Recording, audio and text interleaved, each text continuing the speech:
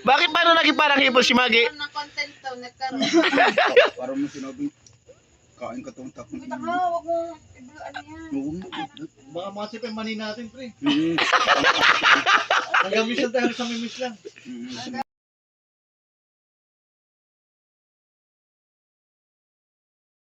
Muse ng Purok 7. Amorok na. Wala yun, napurok. Pare, Hindi yun. pare, ulitin mo. Magandang gabi. Ano, tayo na. Pag may ka, puta pakita mo. Oo. Ay. Pakita mo. Magandang gabi po sa ating lahat. Ipapakilala ko po ang muse ng Purok 7. Ang babaeng iginagalang ng iilan, binabastos ng nakararami, tinitingala ng maliliit, tinatapakan ng malalaki. Ang babaeng kumakain ng buhay na manok. Magame. Ang apelido nito. Surbano. Sorbano.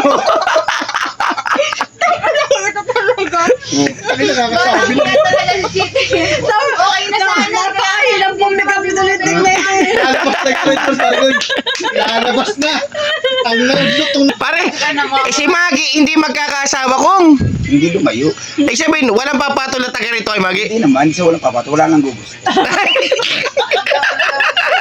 Magkaiba yun sa walang papa. Ah, okay pa ba yun? May madali pumatol. Pag nga lasing gumaganda sa pagkain. Ay, gusto mo yun.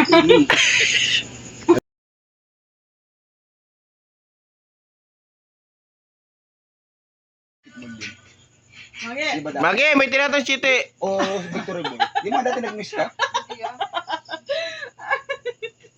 Ano ko nag-miss ka dati? Oh. Hindi nga, walang ano, yung palapais na yun. Mas Hindi nga, kaka yun. Hindi, ako nga dati. Yung kami pa ni na Dexter ang sumama sa ano, paano natin? Hindi talaga ako nag-gusto. Hindi ka nag-miss. Ako. Ibig sabihin, talagang, Baka ba niya kilala lang? baka kamukha mo lang yun. Kilala lang. Kasama na si Ah, Maggie. baka Kilala lang. kasama lang. Kilala lang. Murang nipon mo yun, nana.